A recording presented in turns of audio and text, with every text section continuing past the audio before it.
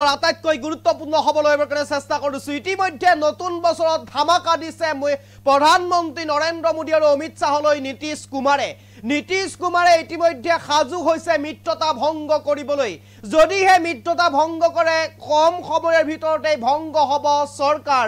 নতুন বছৰত গঠন হ'ব কেন্দ্ৰত নতুনকৈ চৰকাৰ। ইতিমধ্যে নীতিশ কুমাৰে মিত্ৰতা ভংগ কৰিবলৈ সাজু হৈছে আৰু অতি শীঘ্ৰে মিত্ৰতা ভংগ কৰিব চৰকাৰৰ লগত। আৰু ইতিমধ্যে বিহাৰৰ অলিয়ে গলিয়ে নীতিশ কুমাৰক লৈ বিশেষ পোষ্টাৰ ইতিমধ্যে ভাইৰেল হৈছে।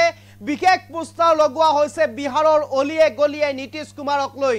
নীতিশ সবকা হে বুলি ইতিমধ্যে এটা বিশেষ বাক্য এশাৰী লিখি চাৰিওফালে ভাইৰেল হৈছে এতিয়া নীতিশ কুমাৰলৈ উদ্দেশ্য কৰি লিখা এই বেনাৰখন। আৰু তাৰ পিছতে এক প্ৰকাৰ ৰাষ্ট্ৰীয় প্ৰেক্ষাপটৰ ৰাজনীতিত খলকনিৰ সৃষ্টি হৈছে। মূৰৰ কামৰণি হৈছে এতিয়া প্ৰধানমন্ত্ৰী নৰেন্দ্ৰ মোদী আৰু অমিত শ্বাহৰ। অতি শীঘ্ৰেই মিত্ৰতা ভংগ কৰাৰ দিশে এতিয়া নীতিশ কুমাৰে বৃহৎ অফাৰ আহিছে ইণ্ডিয়াৰ পৰা বৃহৎ অফাৰ আহিছে। এনডিএ ত্যাগ কৰি ইণ্ডিয়াত চামিল হোৱাৰ দিশে এতিয়া নীতিশ কুমাৰ আৰু লালু প্ৰসাদ যাদৱৰ ফালৰ পৰা ইতিমধ্যে অত্যন্ত গুৰুত্বপূৰ্ণ ইতিমধ্যে অফাৰ আহিছে নীতিশ কুমাৰলৈ। আৰু সেই অফাৰ গ্ৰহণ কৰাৰ দিশে এতিয়া নীতিশ কুমাৰ। আৰু এই অফাৰ গ্ৰহণ কৰিলেই অতি শীঘ্ৰেই ভংগ হৈ যাব পাৰে কেন্দ্ৰত চৰকাৰ আৰু যাব পাৰে নৰেন্দ্ৰ মোদী কিংবা অমিত শ্বাহৰ গাদী।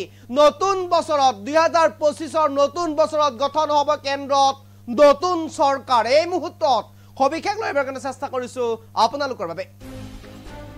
এই মুহূৰ্ত আটাইতকৈ গুৰুত্বপূৰ্ণ হ'ব নীতিশলৈ বৃহৎ অফাৰ ভংগ হোৱাৰ দিশে কেন্দ্ৰত চৰকাৰ। নতুন বছৰতে নীতিশ কুমাৰলৈ আহিছে বৃহৎ অফাৰ। এই মুহূৰ্তৰ আটাইতকৈ গুৰুত্বপূৰ্ণ খবৰ ভংগ হোৱাৰ দিশে কেন্দ্ৰত মিত্ৰজোঁটৰ চৰকাৰ।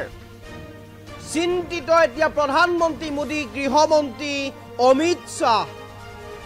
বিহাৰৰ চাৰিওদিশে এতিয়া এখন বিশেষ পোষ্টাৰ ভাইৰেল হৈছে। আৰু নীতিশ সবকে হে লিখিত পোষ্টাৰক লৈ এতিয়া হাহাকাৰ ৰাষ্ট্ৰীয় পৰ্যায়ৰ ৰাজনীতিত। এই মুহূৰ্তৰ আটাইতকৈ গুৰুত্বপূৰ্ণ খবৰ নতুন বছৰত এতিয়া আকৌ নতুনকৈ গঠন হ'ব কেন্দ্ৰত চৰকাৰ। আৰু কেন্দ্ৰত চৰকাৰ গঠন হোৱাৰ দিশে নতুন বছৰত 14 জানুৱাৰীৰ পিছতে বৃহৎ সলনি হোৱাৰ দিশে ৰাষ্ট্ৰীয় পৰ্যায়ৰ ৰাজনীতিত।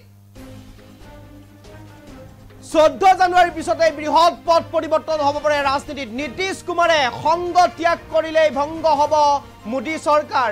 নীতিশ কুমাৰে সংগ ত্যাগ কৰিলেই ভংগ হ'ব চৰকাৰ। ইতিমধ্যে লালু প্ৰসাদ যাদৱে আগবঢ়াইছে বৃহৎ অফাৰ আগবঢ়াইছে লালু প্ৰসাদ যাদৱে। হয়তো প্ৰধানমন্ত্ৰী হৈ যাব পাৰে নীতিশ কুমাৰ।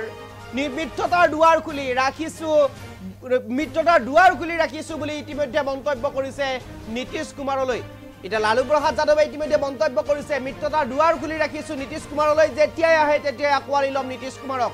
আনহাতে সাংবাদিকৰ প্ৰশ্নৰ উত্তৰ দিয়াৰ পৰাও বিৰত নীতিশ কুমাৰ। এই কথাৰ পৰাই এক প্ৰকাৰ স্পষ্ট হৈ পৰিছে যে সংগ ত্যাগ কৰাৰ দিশে এতিয়া নীতিশ কুমাৰ। ইতিমধ্যে সাজু হৈছে মোদীৰ সংগ ত্যাগ কৰিবলৈ নীতিশ কুমাৰ। এই মুহূৰ্তৰ আটাইতকৈ গুৰুত্বপূৰ্ণ খবৰ দেখুৱাইছো এইখন বিশেষ পোষ্টাৰ। বিহাৰৰ অলিয়ে গলিয়ে এতিয়া এই পোষ্টাৰখন লাগিছে নীতিশ সবকে হে অৰ্থাৎ নীতিশ সকলোৰে বাবে বুলি ইতিমধ্যে এখন বিশেষ পোষ্টাৰ বিহাৰৰ অলিয়ে গলিয়ে লগোৱা পৰিলক্ষিত হৈছে। আৰু চাৰিওদিশে এতিয়া বিহাৰৰ চাৰিওদিশে নীতিশ সবকে হে।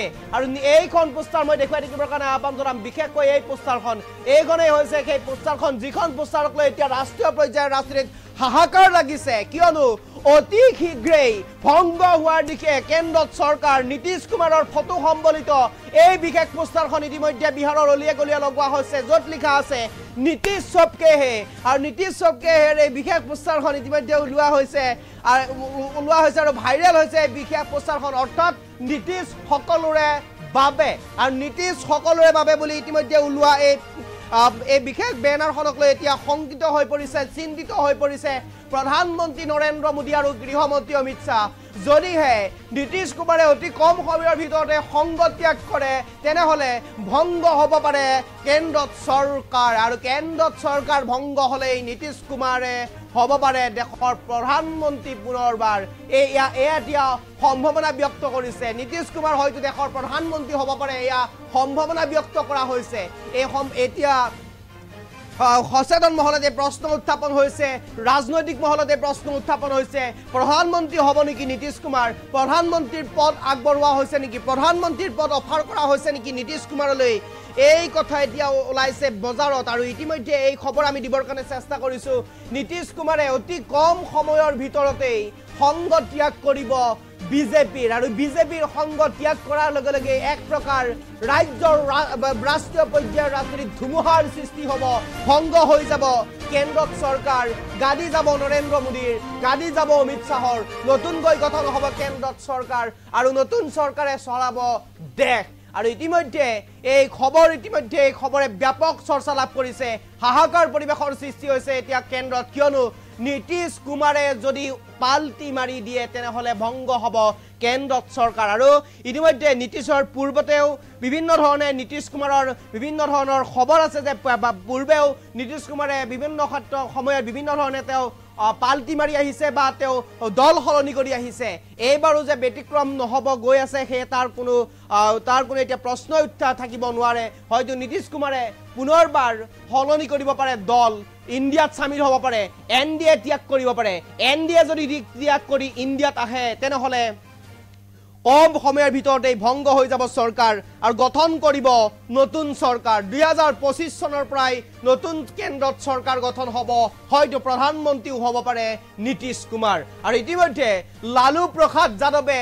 আটাইতকৈ গুৰুত্বপূৰ্ণ অফাৰ আগবঢ়াইছে আৰজেডি নেতা লালু প্ৰসাদ যাদৱে ইতিমধ্যে আটাইতকৈ গুৰুত্বপূৰ্ণ অফাৰ আগবঢ়াইছে আৰু এই অফাৰ হয়তো প্ৰধানমন্ত্ৰী পদৰো হ'ব পাৰে হয়তো অন্য বিভাগৰ পদৰো হ'ব পাৰে নীতিশ কুমাৰলৈ আৰু ইতিমধ্যে এই খবৰৰ পাছতে এক প্ৰকাৰ ৰাষ্ট্ৰীয় প্ৰেক্ষাপটৰ ৰাজনীতিত এক ধুমুহাৰ সৃষ্টি হৈছে মূৰৰ কামনি হৈ পৰিছে এতিয়া চিন্তাত পৰিছে নৰেন্দ্ৰ মোদী অমিত শাহ এতিয়া চিন্তাত পৰিছে গাদী যোৱাৰ দিকে এতিয়া নৰেন্দ্ৰ মোদী আৰু অমিত শাহৰ আৰু এক প্ৰকাৰ যেন এতিয়া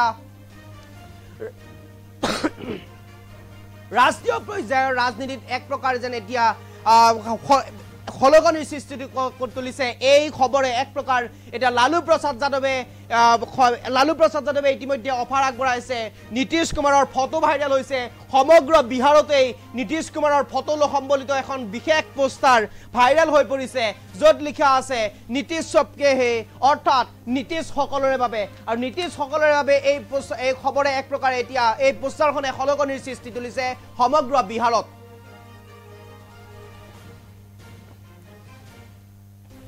আৰু এক প্ৰকাৰ ৰাষ্ট্ৰীয় প্ৰেক্ষাপটৰ ৰাজনীতিত খলগনিৰ সৃষ্টি কৰিছে এই বিশেষ পোষ্টাৰখনে আৰু এই বিশেষ পোষ্টাৰখনৰ বাবে এতিয়া ধুমুহাৰ সৃষ্টি হৈছে ৰাষ্ট্ৰীয় প্ৰেক্ষাপটৰ ৰাজনীতিত কিয়নো নীতিশ কুমাৰৰ সম্বলিত যিখন বিশেষ পোষ্টাৰ আছে এই বিশেষ পোষ্টাৰখনে এক প্ৰকাৰ এতিয়া খলগনিৰ সৃষ্টি কৰিছে য'ত লিখা আছে নীতিশ সবকে হে নীতিশ কুমাৰ সবকে হে আৰু অৰ্থাৎ নীতিশ সকলোৰে বাবে আৰু নীতিশ সবকে হে বিশেষ পোষ্টাৰখনত কেৱল মাত্ৰ বাক্যশাৰীয়ে নহয় তাত সম্বলিত কৰা হৈছে নীতিশ কুমাৰৰ ফটো আৰু যাক লৈ কোনো আপত্তি নাই এতিয়া নীতিশ কুমাৰৰ যাক লৈ কোনো অবজেকশন নাই নীতিশ কুমাৰৰ আৰু নীতিশ কুমাৰ যাক লৈ এতিয়া মৌন হৈ আছে অথবা সাংবাদিকে প্ৰশ্ন সুধিছিল এই বিশেষ পোষ্টাৰখনক লৈ এই বিশেষ ফটো সম্বলিত বিশেষ বাক্য শাৰীক লৈ বিশেষ পোষ্টাৰখনক লৈ সাংবাদিকে প্ৰশ্ন সুধিছিল নীতিশ কুমাৰক আৰু তেতিয়াই নীতিশ কুমাৰে কেৱল মাত্ৰ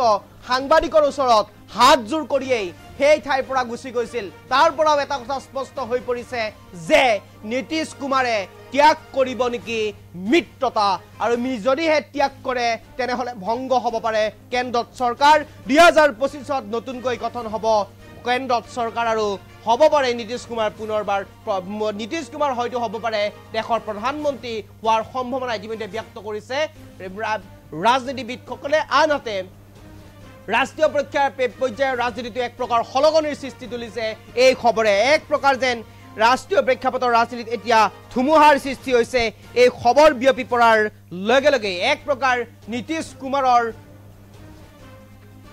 কথাই নীতিশ কুমাৰৰ এক প্ৰকাৰ সিদ্ধান্ত এতিয়া শেষ সিদ্ধান্ত হ'ব ইতিমধ্যে লালু প্ৰসাদ যাদৱৰ লগতে ইণ্ডিয়াই মুকলি কৰি দিছে দৰ্জা মুকলি কৰি ৰাখিছে দৰ্জা আৰু সেই দৰ্জাৰে নীতিশ কুমাৰ সোমাই গ'লেই বিপদ এতিয়া মিডি আৰু অমিত শাহৰ ভংগ হৈ যাব পাৰে চৰকাৰ যাব পাৰে গাদী গঠন হ'ব পাৰে কেন্দ্ৰত 2025ত নতুন চৰকাৰ 2014 জানুৱাৰী শেষ সীমা 2025ৰ 14 জানুৱাৰী শেষ সীমা আৰু 14 জানুৱাৰীৰ পিছতেই ৰাজনৈতিক প্ৰেক্ষাপটত ৰাষ্ট্ৰীয় পৰ্যায়ৰ ৰাজনীতিৰ প্ৰেক্ষাপটত এক বৃহৎ সলনি হ'ব পাৰে নতুন চৰকাৰ গঠন কৰিব ইণ্ডিয়াই চৰকাৰ